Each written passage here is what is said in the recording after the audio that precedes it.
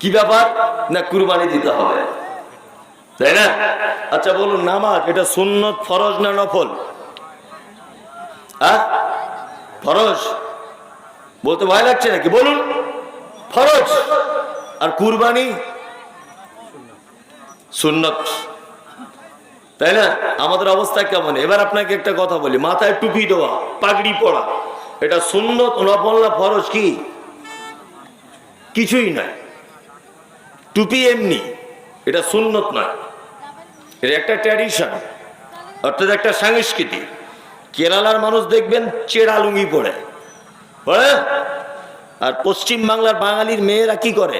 শাড়ি পরে। মুম্বাইয়ের মেয়েরা সালোয়ার পরে। বিহারিরা রুটি খায়, বাঙালি ভেতো বাঙালি ভাত খায়, তাই না? এগুলো একটা ট্র্যাডিশন, তাই না? আমার যদি বাড়ি বিহারে হতো তাহলে আমি রুটি খেতাম, খেতাম কি খেতাম না? আর আমার বাড়ি এখন বেঙ্গলে, কলকাতায়, আমি ভাত খাই। আচ্ছা আমার বাড়ি যদি কেরালায় হতো আমি কাটালুঙ্গি পরতাম কি পরতাম না? পরতাম। এটা ট্র্যাডিশন। মুহাম্মদ সাল্লাল্লাহু আলাইহি ওয়াসাল্লাম যে যুগে, যে টাইমে, যে সময় তিনি জন্মগ্রহণ করেছিলেন, সেই সময়ের প্রতিটা মানুষ মাথায় পাগড়ি বাঁধত। এই জন্য আল্লাহ নবী সাল্লাল্লাহু আলাইহি ওয়াসাল্লাম তিনিও মাথায় পাগড়ি বাঁধতেন। কি বললাম বুঝলেন? আজও মক্কা মদিনার মানুষেরা তারা যাই করুক নাই করুক, মুখে দাড়ি নাই, কিছু নাই, সিগারেট টানছে। আমি আর মঞ্জুর দুজনে গিয়ে দেখে এসেছি। আমরা দুজনে ওমরা হজ করতে গিয়েছিলাম একসঙ্গে, আমরা দুজনে দেখে এসেছি সিগারেট টানছে, অথচ লাল ওড়না একটা এরকম ভাবে দিয়ে আছে, এরকম মনে হচ্ছে টাটকা হাজি, এরকম করে আছে, অথচ এর ভিতরেই সিগারেট টানছে। তার মানে কি? পাগড়ি আল্লাহ নবী পড়তেন বলে ওরা পড়ছে তা নয়, ওটা ওখানকার ট্র্যাডিশন। ওখানকার মানুষ প্যান্ট শার্ট পরে না, ওখানকার মানুষ অটোমেটিক জুব্বা পরে আছে, তাই না? অটোমেটিক, ওটা ওখানকার সংস্কৃতি। যেমন কেরালার সংস্কৃতি কাটা লুঙ্গি পরা, বিহারের সংস্কৃতি রুটি খাওয়া, বাঙালিদের সংস্কৃতি ভাত খাওয়া, ঠিক তেমন তখনকার সংস্কৃতি ছিল পাগড়ি পরা। এটা সুন্নত নফল কিছুই নয়। তারপরেও আমি বলবো এটা একটা ইসলামিক লেবাস, দেখতে সুন্দর লাগে, আপনি পরবেন, কোনো সমস্যা নেই, আপনাকে পড়ার অনুরোধ করছি আমি। এবার একটা কথা আপনাকে বলছি, সেটা হচ্ছে এই, আচ্ছা হাঁটু থেকে কোমর পর্যন্ত এইটা ঢেকে রাখা, আচ্ছা বলুন তো এটা সুন্নত, ফরজ না নফল? কি ফরজ? আপনার তো ভালোই জানা আছে, তাহলে ভালোই বলতে পারছেন ফরজ। আচ্ছা কোন মানুষ যদি এই হাঁটুটা কোমর পর্যন্ত এইটা যদি আগলা করে আর মাথায় যদি একটা 22 হাত পাগড়ি পরে, আচ্ছা বলুন তো ব্যাপারটা কেমন হবে? হবে? ওর ধারণা হচ্ছে নবী পাগড়ি বাঁধতেন, এই জন্য আমি পাগড়ি বেঁধেছি। কিন্তু এই জায়গাটা যে ফরজ ঢেকে রাখা, তার সাতার, তার লজ্জাস্থান ঢেকে রাখা যে ফরজ, এই ফরজ বাদ দিয়ে কেউ যদি মাথাতে পাগড়ি বেঁধে ঘোরে, এটা ব্যাপারটা ভালো দেখাবে না খারাপ হবে? খারাপ হবে। কিছু লোক আছে তারা নামাজ পড়ে না কিন্তু কুরবানিতে ব্যস্ত, ব্যস্ত নয়, বড় খাসি রেখে দিয়েছে অথচ 5 ওয়াক্তের নামাজ নেই। আল্লাহু আকবার। আমি কিছু কিছু ব্যাপারে অবাক হই, যেমন আমাদের পাড়া গ্রামে ভাগে কুরবানি দেয়, দেয় না? ভাগে দেওয়া যাবে কি যাবে না এ ফতোয়া আমি দিতে আসিনি, আমি বোঝানোর জন্য বলছি। আর আমাদের পাড়া গ্রামে একটা কথা খুব বেশি শোনা যায়, কি কথা? যে কুরবানির গরু হিষ্টপিষ্ট তেজালো হলে যে কজন কুরবানি দেবে সবাইকে টেনে নিয়ে জান্নাতে ঢুকিয়ে দেবে, বলে না পাড়া গ্রামের মা চাচিরা বলে। আবার বলে কুরবানির গায়ে যত লোম আছে তত নেকি হবে, তাই না? এসব মিথ্যা কথা, যদিও এগুলো মেয়ে ছেলেদের হাদিস। তা আমি একটা কথা আপনাদেরকে বোঝানোর জন্য বলছি। আচ্ছা ধরে নেন সত্যি কুরবানির দিন আপনার কুরবানির পশু আপনাকে টেনে জান্নাতে নিয়ে যাবে, ধরে নেন। ভাগে কুরবানি দিলেন, 7 জন ভাগী হলো, 7 জন, তাই তো? 7 জন, 4 জন নামাজ পড়ে আর 3 জন পড়ে না, একসঙ্গে একটা গরুতে ভাগ দিয়েছে। এখন কুরবানির গরু তো কিয়ামতের দিন টানবে। এখন ধরে নেন 4 জন নামাজ পড়ে জান্নাতের দিকে টানছে, কিন্তু আরো 3 জন তো বেনামাজি, ওদেরকে জাহান্নামের দিকে টানবে। গরু যাবে কোন দিকে? এটা তো ভাবার বিষয়, গরু তাহলে যাবে কোন দিকে, তাই না? ওই জন্য আপনাকে বলছি, আমি একটু কড়া করে অন্তত পক্ষে যারা নামাজ পড়ে না, 5 ওয়াক্ত যারা নামাজ পড়ে না, আপনি তাদের সাথে কুরবানি দেবেন না। প্রয়োজনে অন্য গ্রামে গিয়ে দেন নামাজিদের সাথে, প্রয়োজনে কুরবানি ছেড়েই দেন, এত গুনাহ হবে না। কি বললাম বুঝলেন না? প্রয়োজনে 12,000 টাকার গরু না কিনে আপনি 3,000 টাকার একটা পাটি ছাগল কিনুন, দাঁতওয়ালা দেখে, একা দেন, অসুবিধা নেই। তবে বেনামাজিদের সঙ্গে যেন দিতে যাবেন না। আর বেনামাজিদের সাথে যদি আপনি দেন, আপনার যে কুরবানি হবে না, এই ফতোয়া আমি দিচ্ছি না। আমি জাস্ট এই কথা বোঝাতে চাইছি, আল্লাহ সুবহানাহু ওয়া তাআলা মারাত্মক বড় একটা হুকুম যারা অমান্য করতে পারে, আপনার সঙ্গে তার বন্ধু হয় কি করে?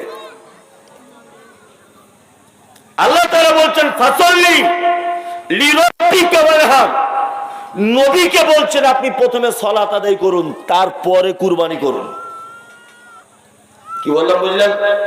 নামাজের বেলা কোনো খোঁজ খবর নাই, কুরবানির গরু কিনে বসে আছে 40,000 টাকা, আর লোক দেখতে আসছে বলছে সাংঘাতিক গরু, তোমার গরু 10 পয়সাও দাম নাই, আর ও কুরবানি তোমার হবেও না, বেকার। কারণ যে লোক নামাজ পড়ে না কুরবানি দেয়, ওই লোক পাছা আগলা করে মাথায় পাগড়ি পড়ার মতো লোক। আল্লাহ তুমি জাতিকে সঠিক বোঝার তৌফিক দান করো, আমিন আমিন। প্রথমে সালাত আদায় করব, তারপরে কুরবানি দেব ইনশাআল্লাহ ইনশাআল্লাহ। আমরা অনেক ভুলের মধ্যে ডুবে আছি, অনেক ভুলের মধ্যে। বর্তমানে কিছু মানুষ আছে যারা মুহাম্মদ সাল্লাল্লাহু আলাইহি ওয়াসাল্লামের কথা, মুহাম্মদ সাল্লাল্লাহু আলাইহি ওয়াসাল্লামের হাদিসকে বাদ দিয়ে তারা ফিকহি মাসলা মাসাইলকে নিয়ে বাড়াবাড়ি করে না? করে। আল্লাহু আকবার। আমি অবাক হয়ে যাচ্ছি। আল্লাহ নবী সাল্লাল্লাহু আলাইহি ওয়াসাল্লাম 11 হিজরিতে পৃথিবী থেকে চলে গেছেন। কত হিজরিতে? 11। আবু হানিফা রাহিমাহুল্লাহ জন্ম হয়েছে 80 হিজরিতে, তিনি মারা গেছেন 150 হিজরিতে।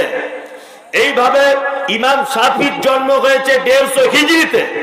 এইভাবে 300 হিজরির ভিতরে, 300 হিজরির ভিতরে সমস্ত আইম্মায়ে কেরাম পৃথিবী থেকে চলে গেছেন। ইমাম বুখারী, ইমাম তিরমিজি, ইমাম নাসাই, ইমাম ইবনে তাইমিয়া, ইমাম আবু হানিফা, ইমাম আহমদ বিন হাম্বল, ইমাম ইবনে তাইমিয়া, সমস্ত আইম্মায়ে কেরাম 300 হিজরির মধ্যে পৃথিবী থেকে চলে গেছেন।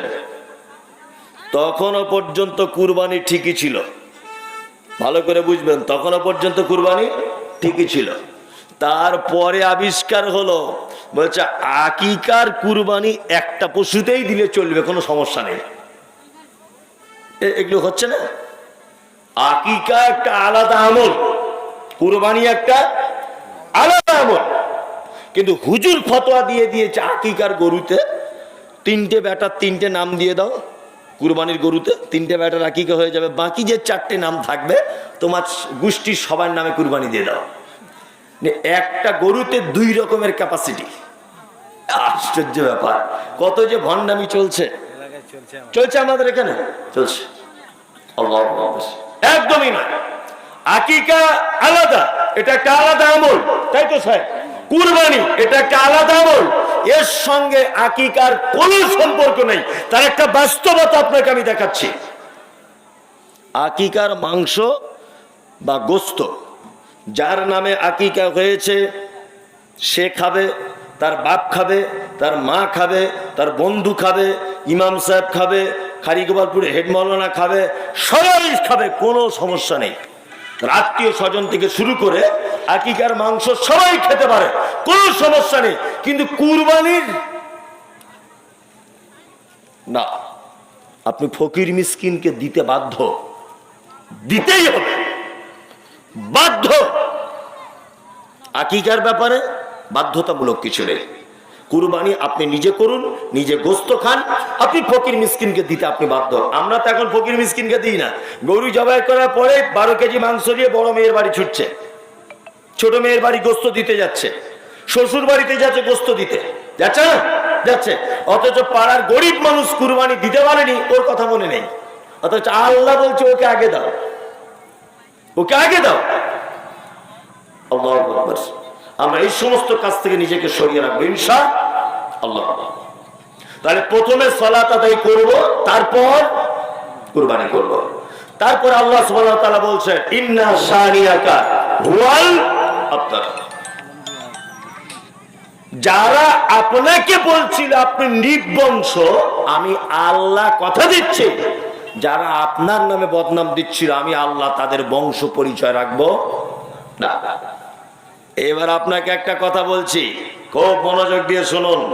মুহাম্মদ সাল্লাল্লাহু আলাইহি ওয়াসাল্লামের বেটা মারা গিয়েছিল, একটাও বেঁচে ছিল না। উচিত তার বংশ নির্বংশ হয়ে যাওয়া, এটা ঠিক কিনা? এটা উচিত ছিল। কিন্তু বলুন তো দেখি, বেটা নাই বা থাকতে পারে, বেটার থেকেও প্রিয় উম্মতেরা, বেটার থেকেও বেশি ভালোবাসার মানুষ মুহাম্মদ সাল্লাল্লাহু আলাইহি ওয়াসাল্লামের পৃথিবীতে আছে না নেই? আছে। আপনারা জানেন কিছুদিন আগে বিজেপির কোন একজন নেত্রী, নূপুর শর্মা তার নাম, মুহাম্মদ সাল্লাল্লাহু আলাইহি ওয়াসাল্লামের ব্যাপারে কথা বলেছে বলে সারা পশ্চিম বাংলা, বিহার, সারা ভারতবর্ষের মুসলমানরা খেপে গিয়েছিল। খেপে গিয়েছিল না? খেপে গিয়েছিল। নবীজিকে কেউ দেখেছেন আপনারা? হ্যাঁ, দেখেছেন? দেখেননি। বাড়ি কোথায়? মক্কায়। মারা গেছেন কোথায়? মদিনায়। এখান থেকে 16,500 মাইল দূরে মুহাম্মদ সাল্লাল্লাহু আলাইহি ওয়াসাল্লামের জন্ম। তাকে কেউ চোখে দেখেনি, কিন্তু আত্মার দিক দিয়ে এত টান যে কলিজার টুকরা সন্তানের থেকে বেশি মুহাম্মদ সাল্লাল্লাহু আলাইহি ওয়াসাল্লামকে ভালোবাসে। আল্লাহ নবী সাল্লাল্লাহু আলাইহি ওয়াসাল্লাম বলেছেন, লা ইউমিনু আহাদুকুম হাত্তা কুনা হাব্বা ইলাইহি মিন ওয়ালিদিহি ওয়া ওয়ালাদিহি ওয়ান নাস আজমাইন। একটা মানুষ অতক্ষণ পর্যন্ত প্রকৃতপক্ষে মুমিন হতে পারে না যতক্ষণ না পর্যন্ত তার পিতামাতা, তার সন্তান, পৃথিবীর সমস্ত কিছুকে উপেক্ষা করে আমাকে যতক্ষণ না ভালোবাসতে না পারবে সে প্রকৃতপক্ষে মুমিন হতে পারবে না। এবার আপনাকে বলুন তো, আপনাকে যদি আমি জিজ্ঞাসা করি, আপনি উত্তরটা নিজেই দেন। আপনি আপনার আব্বা মায়ের থেকেও নবীকে বেশি ভালোবাসেন না কম ভালোবাসেন? ওই কারা বেশি বলছেন? তিনজন। আরো সবাই বুড়ো মানুষ তো বসে পড়েছে, হাত তুলতে আমি বলবো না। আমি আপনি সবাই নবীজিকে বাপ মায়ের থেকে বেশি ভালোবাসি। তার একটা জ্বলন্ত প্রমাণ সারা পৃথিবীতে সমস্ত জায়গায় যান, হযরত মুহাম্মদ সাল্লাল্লাহু আলাইহি ওয়াসাল্লামের কুশ পুতুল করে ডেনমার্কের মাটিতে পোড়ানো হয়েছিল। ইতিহাস হয়তো আপনারা জানেন, ডেনমার্কের মাটিতে কুশ পুতুল করে পোড়ানো হয়েছিল। তার ফলশ্রুতিতে আমরা নিজেরা, আমি তাতে ছিলাম, কলকাতার ডেনমার্কের দূতাবাস কি করা হয়েছিল? ঘেরাও করা হয়েছিল। আপনারা জানেন কিছুদিন আগে বাংলাদেশের কোন একজন কুখ্যাত মানুষ মুহাম্মদ সাল্লাল্লাহু আলাইহি ওয়াসাল্লামের ব্যাপারে ব্যঙ্গ করেছিলেন। আম্মা জান আয়েশা সিদ্দিকা রাদিয়াল্লাহু তাআলা আনহার ব্যাপারে খুব মন্তব্য করেছিলেন। এই জন্য সারা সোশ্যাল মিডিয়াতে আগুন ধরে গিয়েছিল, দেখেছিলেন না? অথচ মুহাম্মদ সাল্লাল্লাহু আলাইহি ওয়াসাল্লামকে আমরা কেউ চিনিও না, দেখেও নেই, কোনো পরিচয় নেই। শুধুমাত্র পবিত্র আল কোরআনে ওনার নাম শুনেছি আর ওনার জীবনী পড়েছি, এতে এত ভালোবাসা। আবু জাহেল, আবু লাহাব, যারা মুহাম্মদ সাল্লাল্লাহু আলাইহি ওয়াসাল্লামের ব্যাপারে কটু কথা বলেছিল, মন্তব্য খারাপ করেছিল আর বলেছিল আপনার বংশ শেষ হয়ে যাবে, তাদের আর বংশের পরিচয় নেই। আমি মানজুদ্দুজানা থেকে এসেছি, আবু জাহেলের বাড়িতে মানুষ পায়খানা করছে। আবু জাহেলের ঘরে সৌদির বাদশাহ পায়খানা ঘর করে দিয়েছে, মানুষ যাচ্ছে আর ওর মুখে গিয়ে পায়খানা করছে। আজ পর্যন্ত পৃথিবীতে একটা মানুষ দেখতে পাওয়া যাবে যে আবু জেহেলের ভক্ত আছে? আবু লাহাব, উতবা ইবনে সাইবা এদের ভক্ত আছে না? কেউ নেই। অথচ মুহাম্মদ সাল্লাল্লাহু আলাইহি ওয়াসাল্লামের ভক্ত সারা পৃথিবী জুড়ে আছে। ওই জন্য তো অনেক পৃথিবীতে মনীষীরা বলেছেন, বিশ্ব নবীর মতো মানব কে দেখেছে কবে, ভবিষ্যতেও এমন মানব জন্ম নাহি হবে। মুহাম্মদ সাল্লাল্লাহু আলাইহি ওয়াসাল্লামের মতো আদর্শবান মহাপুরুষ পৃথিবীতে আর কোনোদিন আসবে না। মুহাম্মদ সাল্লাল্লাহু আলাইহি ওয়াসাল্লামের পরীক্ষার অনেক পরীক্ষা, তার বেটাগুলিকে পৃথিবী থেকে নিয়ে নেওয়া। আল্লাহ সুবহানাহু ওয়া তাআলা বেটা নিয়ে যাওয়ার পরে একেবারে সান্ত্বনা দিতে গিয়ে বলছেন, ইন্না আতাইনাকাল কাউসার, নবী আপনাকে কাউসার দিয়ে দিয়েছি। আল্লাহু আকবার। নবী ইব্রাহিম কিয়ামতের মাঠে ইয়া নফসি, নবী মূসা ইয়া নফসি, নবী ঈসা ইয়া নফসি, নবী জাকারিয়া ইয়া নফসি, নবী নূহ, নবী দাউদ, নবী সুলাইমান, সমস্ত নবীরা কিয়ামতের মাঠে ইয়া নফসি ইয়া নফসি ইয়া নফসি। একজন মাত্র নবী শুধু বলবেন ইয়া উম্মতি ইয়া উম্মতি। তিনি কে? মুহাম্মদ রাসূলুল্লাহ সাল্লাল্লাহু আলাইহি ওয়াসাল্লাম। সমস্ত নবীরা কিয়ামতের মাঠে নিজ নিজ উম্মত নিয়ে দাঁড়িয়ে থাকবেন। কাউসারের পানি পান করাবার পারমিশন পাবেন না। একজন নবীর ডিপার্টমেন্টে থাকবেন, তিনি কে? মুহাম্মদুর রাসূলুল্লাহ সাল্লাল্লাহু আলাইহি ওয়াসাল্লাম। আর একটা নবীর কথা বলে দিই, এটা না বললেও নয়।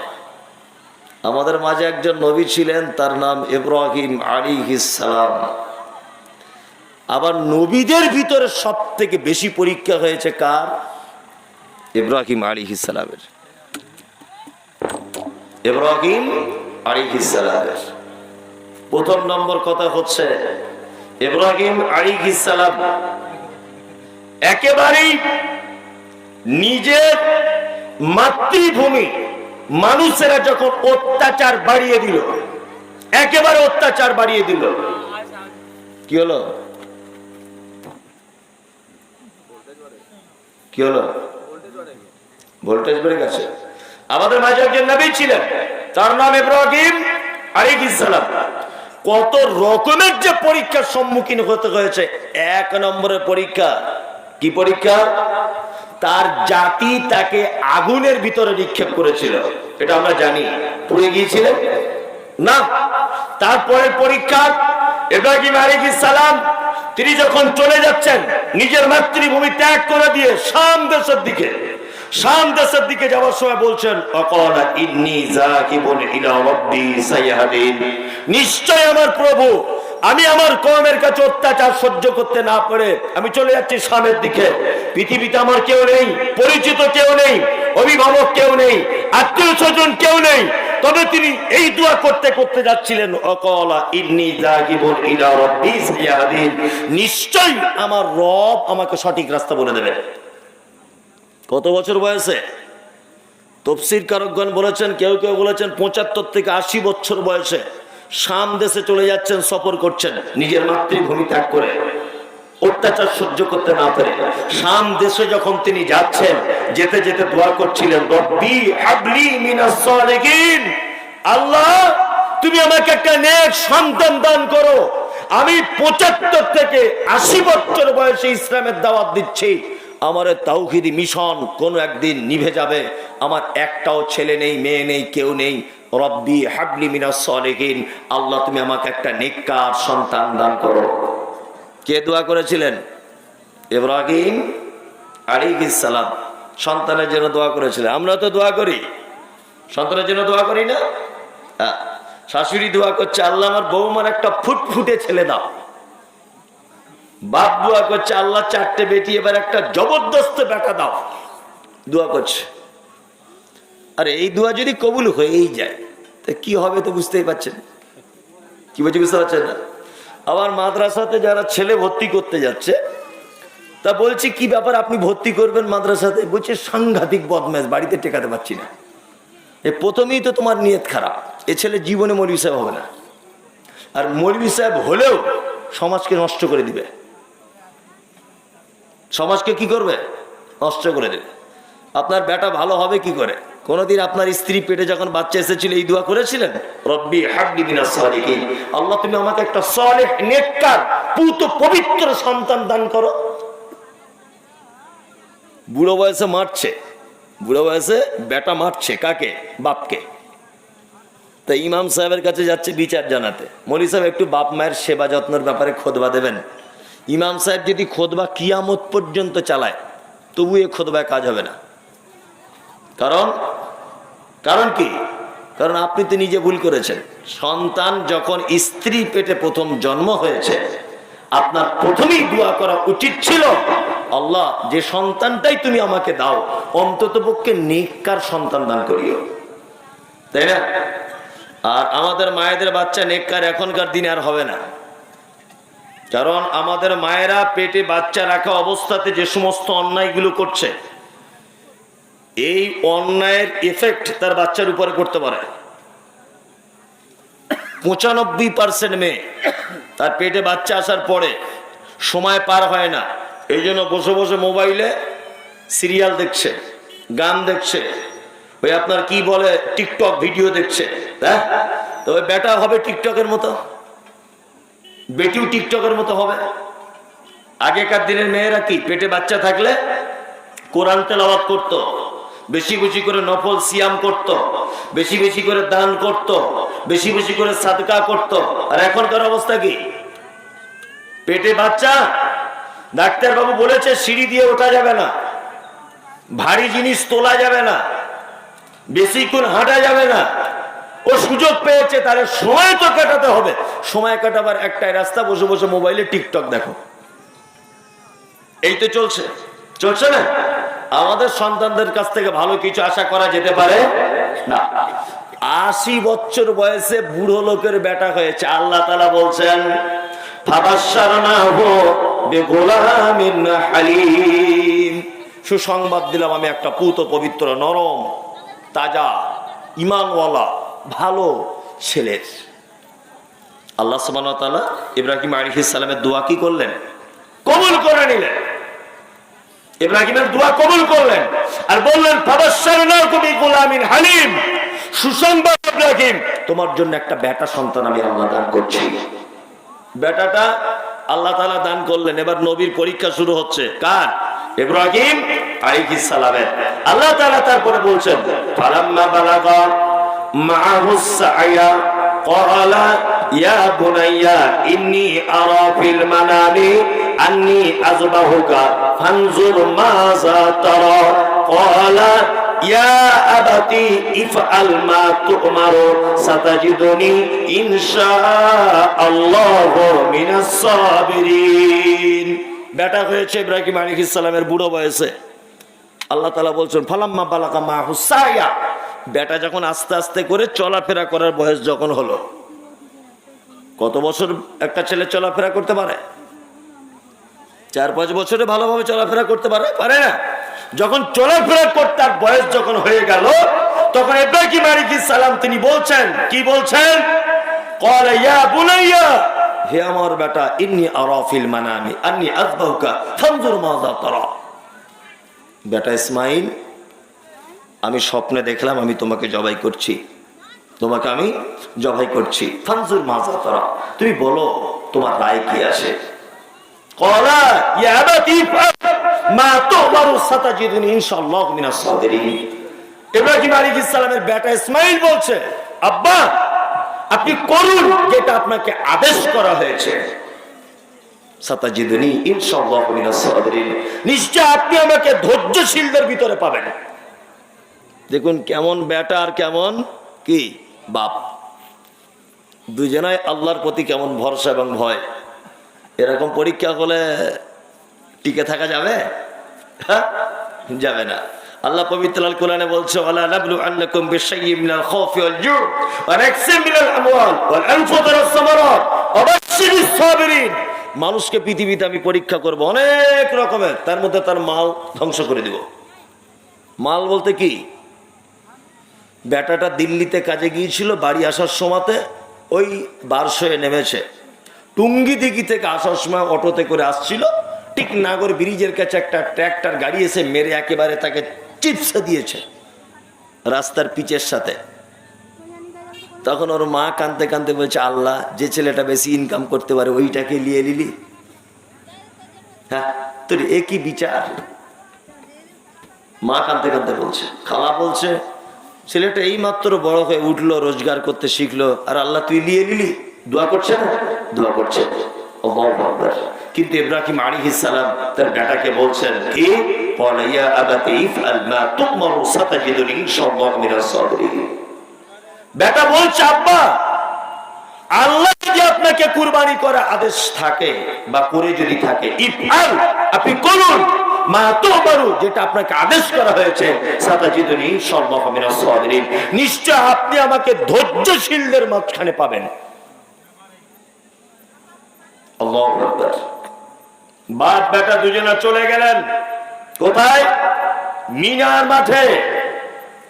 এই ঘটনাতে অনেক মিথ্যা ঘটনা এতে জড়িয়ে দেওয়া হয়েছে যে ইব্রাহিম আলাইহিস সালাম 3 দিন স্বপ্ন দেখেছিলেন বেটাকে কুরবানি করছি, 3 দিন 300টা উট জবাই করেছিলেন। এ মিথ্যা কথা এসব।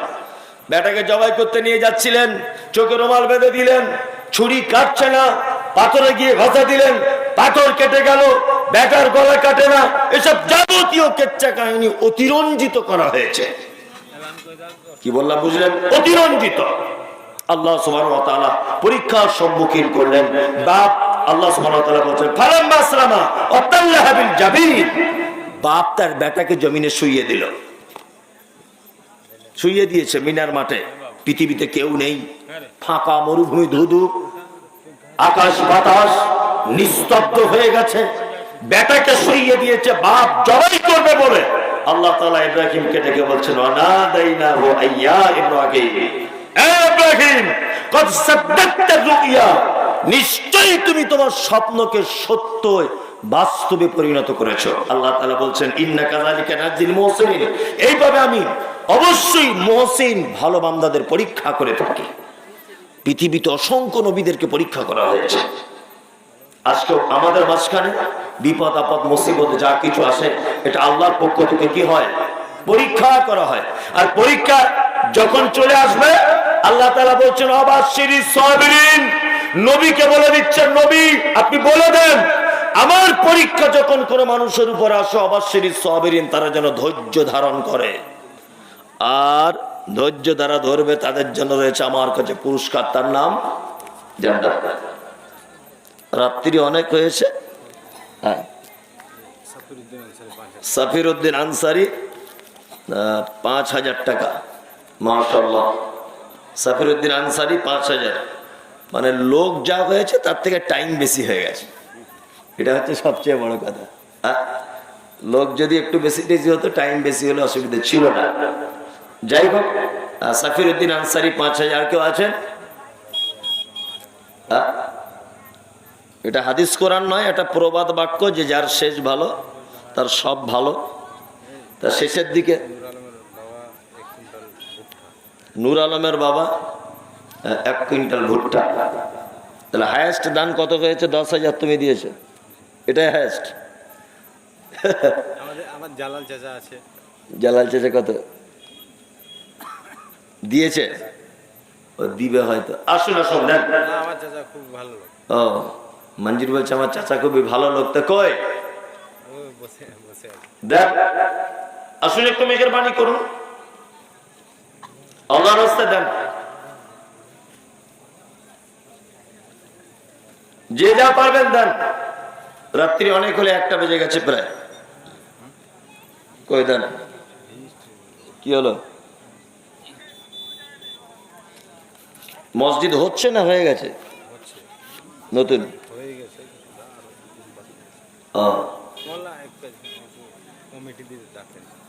কমিটি কারা? জলসার কমিটি। শেখ পানিটা একটু, পানির বোতলটা কই মঞ্জুর? মঞ্জুর পানির বোতলগুলো।